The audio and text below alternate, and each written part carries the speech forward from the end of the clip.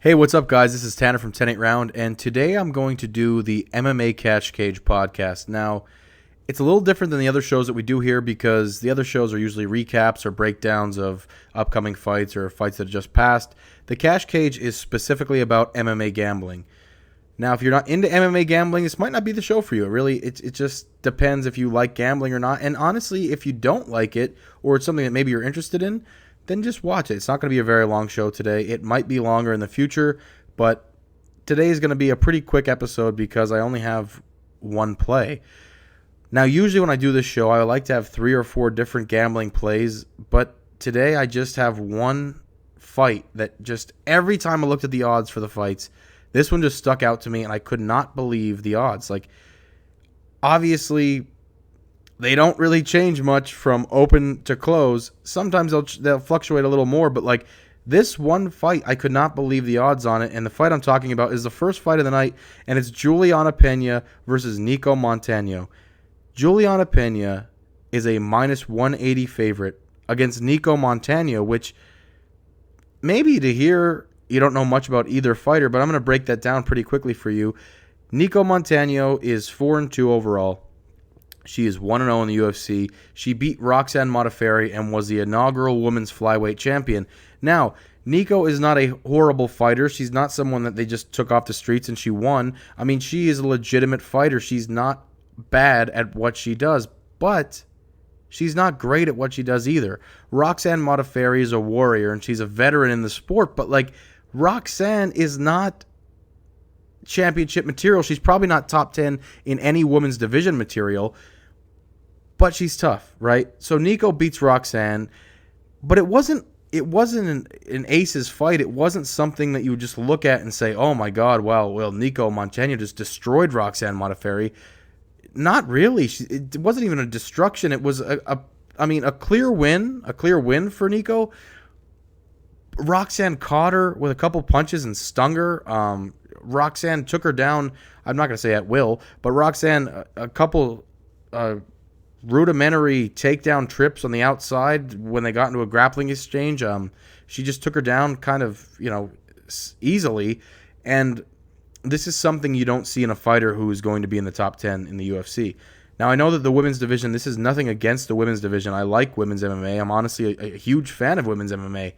But there's no question that you see a gap in the skill between maybe 1 and 2, maybe 1 through 3, and then even 4, 5 through 10. I mean, there is a gigantic gap in the skill that they have, and it's nothing against the women. It's just how it is. But, I mean, when we look at Nico, just quickly, again, she is 4-2 right now. So she fought for her first UFC title. She fought in her first UFC match at 3-2.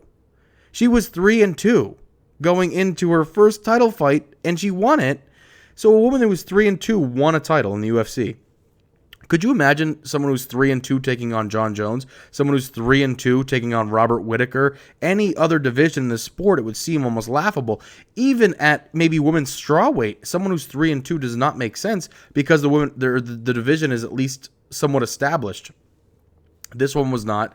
They did the title thing off of The Ultimate Fighter, which I think it was a little bit of a goofy decision. But again, it is what it is. She's in the UFC. She's 4-2. She's 1-0. She's 1-0 in UFC. Taking on Juliana Pena. Juliana Pena, who we, or not have to have, but like probably have forgot a little bit about. She is 4-1 in the UFC. 8-0 or 8-0, 8-3 overall. Pena has really good wins in the UFC. She defeated Kat Zingano at UFC 200, which she lost the first round of that fight. So to come in and win rounds 2 and 3, especially in women's MMA, to come back and win, a lot of times, I'm again not trying to talk shit on it, but like a lot of times you'll see if a woman gets broken in the first round, I mean, she's broken for the whole fight. Like she literally is broke and she's just in there to keep fighting. But Juliana loses the first round to Kat, comes back in 2 and 3, wins both of them, and then she wins the fight.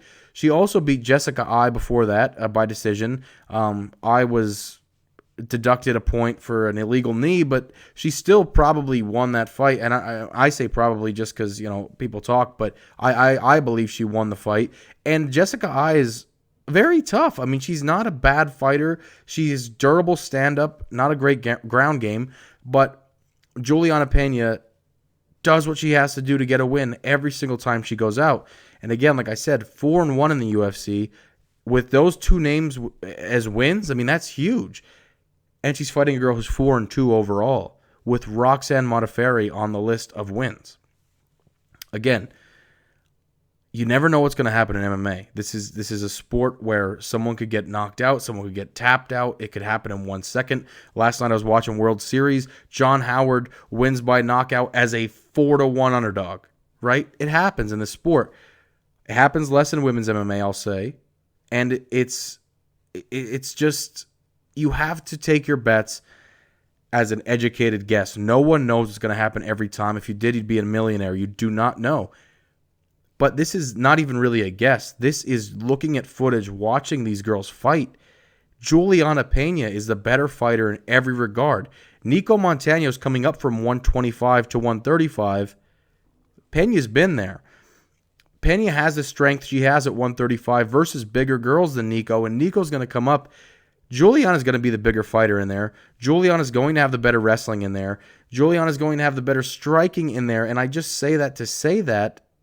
But if it is in a striking exchange, Juliana's going to win it.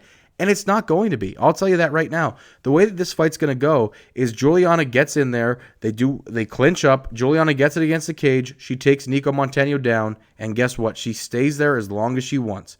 And if it takes 3 rounds, it takes 3 rounds. Honestly, I think that Juliana could finish her in this fight. But she has had a long layoff. So has Nico. They both had long layoffs. So she might be, a little ring rust or whatever you want to call it in there. And it might not be her best performance that she's had in the UFC, but my real opinion is she wins this fight with ease. She wins it with absolute ease. I do not see a chance that Nico has to really put Juliana in danger. Now, to the breakdown. Usually when I do betting breakdowns, it is a 1 to 5 unit play. And if you don't know anything about sports gambling, I'll try to explain it really quickly. Units are used in sports gambling as a tool, as if, okay, say just as an example, I have $1,000 in my bank account, right?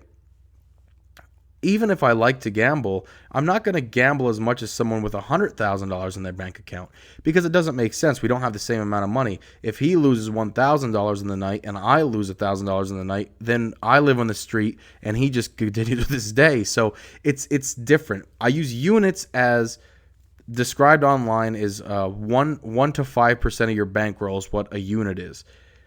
I don't make the decision for you. You make the decision for you. If you're comfortable with 1% of your bankroll, if you have $1,000 in your bank and you feel comfortable with 1%, then that's what you use as a unit. But remember, I'll use 1 to 5 scale. I'll always use a 1 to 5 scale. It's typical in other gambling prediction videos. And the reason I use a 1 to 5 scale is just because it seems to be the standard. This play right now, Juliana Pena, is a 5-unit play. And honestly, if I didn't want to break my own rules and I just wanted to be crazy, I would say bet your house on it. I really would. I'm not kidding. I am that confident that Juliana Pena wins this fight as a minus 180 favorite. To me, it should be closer to minus 375, minus 400. It's hard to say how these odds were made. I do not understand how this odd was. I don't understand how it wasn't even bet down by the public. Maybe, they're just not as aware of Juliana Pena as I am, or maybe they think the layoff has more to do with it than I believe it does because they're both coming off a long layoff. But Pena wins this fight, and she wins it. Honestly, I think she finishes her. I really do. I think she either submits her in the second or maybe TKO in the second. If not, she wins an easy decision. It's not close. I don't think if Nico Montano wins a round, I'll come back on my next show and say I am shocked that she won a round. I don't think it happens. I cannot see a world where that happens. Again, it's MMA. Anything could happen, but the risks aren't there in my opinion. Juliana Pena wins this thing. Now, usually I'll do 3 or 4 plays on the night, right? I really liked Ryan Hall. He was someone I was looking at tonight. Jermaine Randamie, even before the Aspen Ladd weigh-in, I was on that train.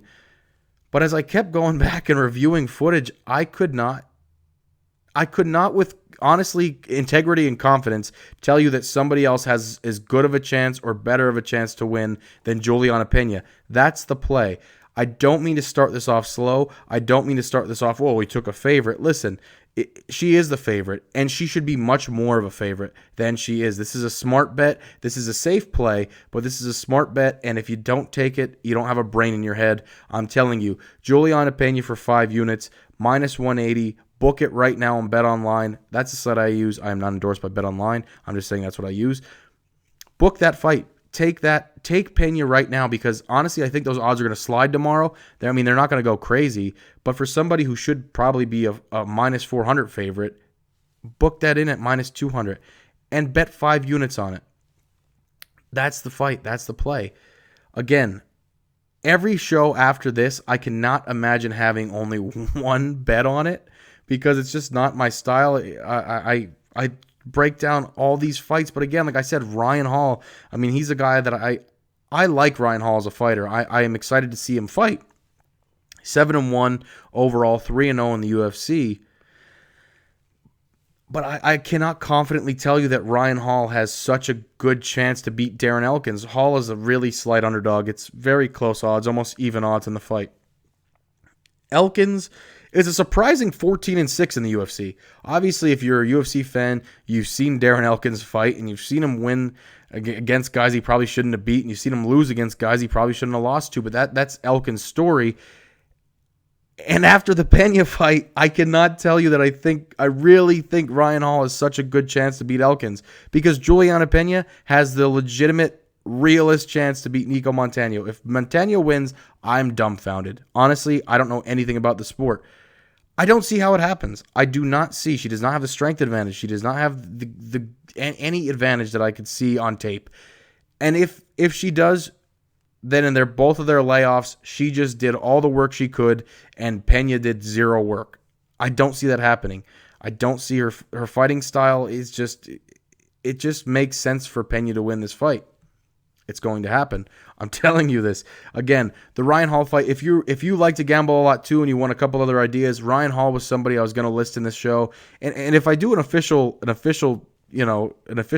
tell, I'll give you the fighter's name and I'll give you the unit play. I'm telling you, this show is one play. It's one play, and it's simple to me. It's Juliana Pena. That's the only one.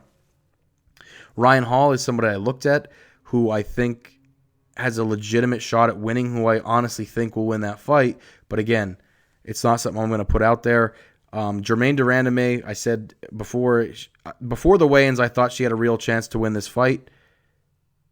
I think she wins this fight. After I saw the real weigh-in, I don't know. I just don't see how Ladd's going to have the strength. And again, not that she's not going to replenish. I know she is. I know how fighting works. It's not that Ladd is going to come out there and just fall over.